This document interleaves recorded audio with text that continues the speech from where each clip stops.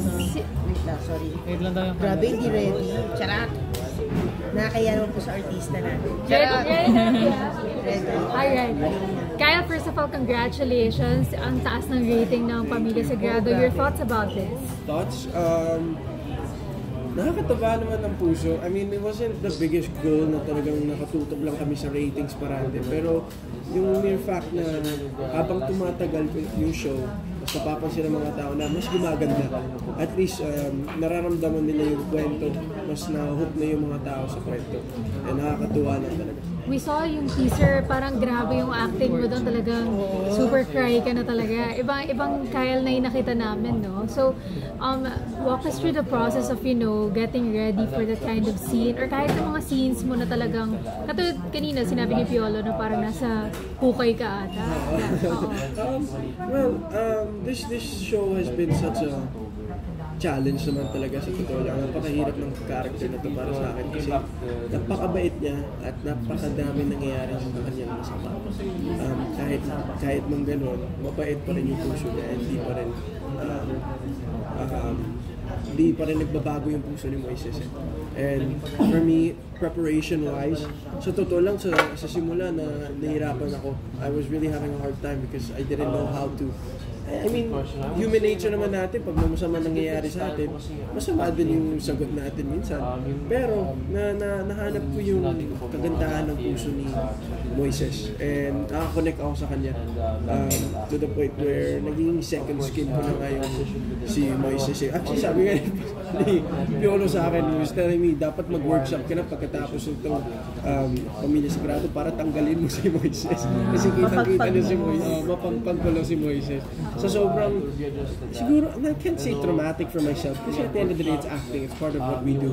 Pero naramdaman ng puso ko at ng katawan ko kung ano nangyayari kay Moises. So I feel like kailangan din siyang ipagpag. Mas mahirap ba siya kasi naibig? Oh, super. Oh, super. Would you say ito yung pinaka-challenging na role na ako? Yeah, 110%. It's not just my most challenging, it's my biggest role para sa akin. Kasi tulad ng sinabi ni Piolo kanina, we're playing roles na talagang para sa society ngayon. Para makarelate yung ibang mga tao. Para ipakita sa kanila na kahit napakagulo ng mundo, napakadami nangyayaring masama. Kailangan mabuti pa ng tayo as people and maging mapagmahal sa kapwa. And bagong yugto, what are you gonna expect this week? Well, ito lang. Kasi we've been shooting this for a long time. Diba? So we've been shooting Pamilya Sagrado since start of this year pa lang. And medyo late na din kami nag-start mag-airing. So, ang dami kaming bangko na kahit nandito na kami sa halfway, sabi ko, patapos na ba? Ay hindi, napakadami pa na nangyari sa akin.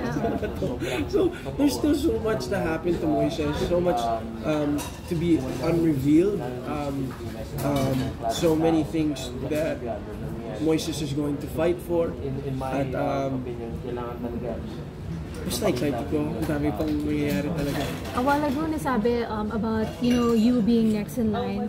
Your thoughts about that? I mean, alam ko kanina nagsalita ka na about it, pero ano masasabi mo? Parang, do you get kilig, Yeah. Aminado naman po ako, I get kilig. I've been working for so long, like I said kanina, 9 years in the industry. It's not really a joke for what I've been through in the industry. I've been through all the ups, I've been through all the downs, and for me to reach this point in my career at the age of 21, sobrang blessed ako. Oh, wow, grabe. 21. Yeah. Pero parang super, like long way to go. Yeah. For 21 years old. But yeah, you've been through a lot already. What are your next mga projects in line? Ano yung where do you set your sights on? Well, as of now, marami akong mga out of the country na shows na gagawin this year. I'm gonna be focusing on music din, working on music a bit kasi medyo na-miss ko rin eh. Wala akong time recently dahil sa show. Yung batch nyo ng mga stars, ano rin kayo, talagang musically inclined, you have to drop your singles. Oh, we all in one dapat. Kami rin ni JK, di ba? Di ba? Why nga? Why so? Bakit nga ganun? Well, ako kasi first love ko po talaga is singing eh. Pero I fell in love with acting, so I love to balance everything the way I can, no matter how I can. Pero I mean, hindi ko bibitawan yung acting napamahal sa akin yung acting talaga. It's been an outlet for me, it's been such a good form of expression for me.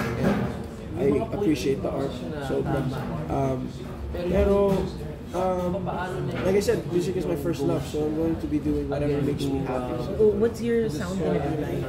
May pagka R&B pa rin. Yun yung genre mo. Tsaka, yung genre ni JK kasi ang ganda ng mga kanta ni JK, so gagawa pa kami ng mga kanta. That's nice. Tutulungan ako. Kailan ka mag-release? Mag-release ka ba ng song? I have a song coming out for Coke Studio very soon with Elis Morena. I don't know if you guys know her, but she's a very good artist. May pagka-hip-hop yung kanta namin, pagka-R&B hip-hop. This year yan?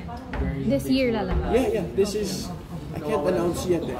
Pero may concert kami on September 3, 4, 5. Lapit na! Yes, September 5. May concert kami for Coke Studio. Kasama din namin yung New Jeans. And kakantahin mo yung new song? Yes. Saan yan? Saan yan? In Mo Arena. Mo Arena. Wow! Arena, Bongga. Pero fan ka rin ng New Jeans? Fan ka ng Korean? Sa totoo lang po, hindi ako masyadong makita. Okay, kasi pero I R&B. appreciate the art for sure, 100%. That's nice. And then after that, you're off to a long break. Yeah, after that, I am off to a tour naman with Mami Vice. Nasa Amerika naman po kami, nasa West Coast naman kami for her Kabogapo concert, of course. Sobrang excited po ako. May duet din po kami doon, so abangan nyo sa mga kapamilya natin sa Amerika. So hindi mo masusundan si Andrea sa bakasyon niya? Baka, may bakasyon din akong gagawin para sa sarili ko. In October naman, pinaka-plano ko is, I planned this since I was younger talaga. Been wanting to do a solo trip, so I'm gonna go to Europe for 2 weeks. Solo. Yeah. Parang si Andrea din, no? Siya nag-ano sa'yo niyan? Siya Hindi, batang baho, yung ganun Anong talaga. city? Kaya sabi ko sa kanya, nauna ka pa sa akin. Yeah, Take two niya na to. Take two niya na to. Mag-enjoy niya naman yan. Pero, you know, I'm happy for her. Finding her independence now. I appreciate that. She shows, I'm sure a lot of people see online. So, pinapakita niya yung independence niya. And it's what makes her now. I'm so proud of her for it. Kaya pagka may mga ganitong klaseng events, you know, when media is in front of you, you always get asked about Andrea. Your thoughts about that, you know? Pag natatanong ka about Andrea? Hindi naman po may iwasan. Aminado naman po kami. Marami naman mga Kyle fans talaga. A lot of people that are watching our lives, whether it be separate, whether it be together. But we've been in part of each other's lives for a long time. So never siya naging problema sa akin dahil tinatanong ako kung jowa kami ni Andrea. I mean, it's society now as usual. So may friends pa din kayo? Sobrang friends lang po talaga. May time ka pa ba for that? Personal time? Hanging out with For friends? now, personal time. Yeah, As in, yung date. Di ba yung... yung mga ganon. Sa totoo lang po, hindi masyado. I have really not been exploring my romantic life, to be honest, and it's been like that for years. Not your priority? Never has been, because I fell in love with the way I work and I don't feel like, I don't want to sound overcritical about it, pero para sa akin kasi I don't want to put myself in a position na baka masaktan lang kasi yung babae kasi wala akong oras para sa akin. Kasi wala din naman akong oras para sa sarili ko. So kailan ka magiging ready? We're giving everyone 5 minutes per table, then we move. Thank you. So kailan ka magiging ready? Kailan ako magiging ready? You never know eh. As corny as I can sound, totoo lang hindi mo lang talaga alam. Pero at least honest ka. Yeah. Diba? Hindi ka red flag. Yeah. Diba? Honest ka na hindi ako pwede. Yeah, honest ako na hindi ko pa mabigay lahat ng gusto ko ibigay sa babae. Kaya hindi ako pumapasok sa relasyon. Kasi masyadong napamahal sa akin yung trabaho ko eh. So, I still gotta have room for myself. How much more? How am I gonna make time for a girl? Again, for me kasi talaga more for the individual talaga. Saying goodbye na to the mga love pillows, the boy next door rooms. Hindi naman po siya. advice ko I mean, hindi ma-apply kung ano naman po sa ibibigay sa akin ng trabaho, tatanggapin ko po. Kung lahat po tayo sa tingin ko, sarili-sariling buhay, ikakabuti ko. If it's really good for me, then I'll do it. Pero wala naman po ako sa ayoko na love to, ayoko na love interest. for me, This was such a sobrang nakakagulat naman po talaga itong serye na to kasi it wasn't like the focus of the show was about love interest and it doesn't apply to me. very rare para gawin ito ng ABS-CBN. It's not very normal for them to bank on someone like me and Gray while having of course the thriller of Lolo Pascual, but we both acknowledge that we are blessed with the role that we were given. Kaya binigay namin lahat. Open ka na to darker meanings. Yes, super. Super. I'm enjoying the art of storytelling.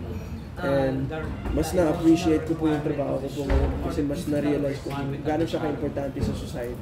And speaking of society, sabi mo hindi mo mapag-hug yung character mo diba, sa Pamilya Sagrado. What realizations did you have about what's happening right now that really struck you the most? Because mas naging in touch. Well, I won't say anything too much because I don't want to be too critical about anything. Pero one thing I found in Moises, and it's the reason why he does what he does, the way I see it. Kasi harap-harapan na. Harap-harapan na natin nakikita yung mali at pinapayagan pa rin natin na yung mali. And para kay Moises, hindi dapat ganun eh. Dapat harapin natin, dapat gawin lang natin kung ano nasa tama. At yun yung ginagawa ni Moises. So that's what I can say I've learned from him and I will always appreciate from him. Na-announce na rin si Coco Martin as your director. Nakatrabaho mo na ba siya? And kamusta na? Yun, the day that he got to director, so sobrang nakakatuwa po, sobrang na-appreciate ko po si Direk Coco. Kung gaano siya sa set niya, alam niya kung anong kailangan niyang gawin. Alam ng mga tao niya na kasi alam niya kasi medyo ipit po kami nung araw na nag-blocking po siya direct po siya para sa amin kasi it was one day shoot pero binigay niya lahat. He was really committed to our show. He told us different tips, hints, especially when it comes to action that me and Gray will keep till the end. And sobrang blessing po na siya yung naging director mo. Nakakatakot ba siya? Strict? Parang gano'n? Not at all. Not at all. Napakabait po talaga ni Direk Coco. And he even complimented me in different ways na hindi ko akalain na sasabihin niya. So, Ano sabi niya?